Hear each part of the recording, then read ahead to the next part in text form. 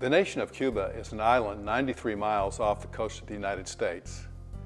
Despite their proximity, these two countries have had extremely strained relations.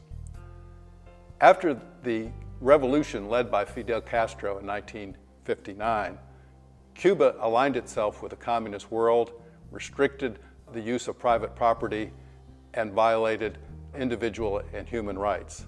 The United States placed an economic boycott on Cuba and refused to have formal diplomatic relations. During the Carter presidency, he attempted to bring about better relations between the two countries, but was ultimately unsuccessful. Cuban involvement in a civil war in the African country of Angola was one sore point in the effort to improve relations. But after Carter left the White House and started the Carter Center, he felt that it was in the U.S. interest to keep talking to people that we disagreed with.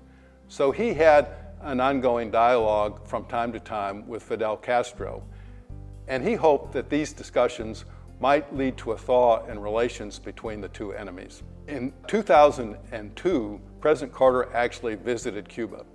He insisted on his visit that he have direct access to the Cuban people, and he was allowed by Fidel Castro to give a speech on human rights at the University of Havana. And this speech was carried on live television throughout Cuba. And because President Carter delivered the speech in Spanish, he knew that his words would be able to reach the Cuban people directly without distortion. The visit to Cuba had a lighter side.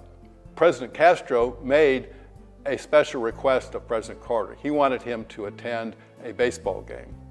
The love of baseball is one thing that the Americans and the Cubans share.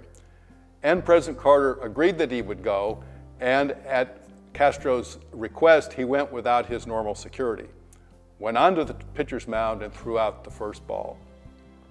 This ball is now at the Jimmy Carter Library, signed by Fidel Castro and Jimmy Carter, and one of the great sports artifacts available for people to see. Cuba remains an enigma for the United States. On many world indices such as education, health, and sustainable development, Cuba ranks high.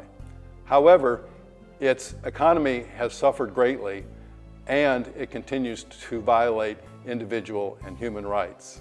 So it will be something that continues in the news, but it's something that's been part of the Carter presidency and the Carter post-presidency.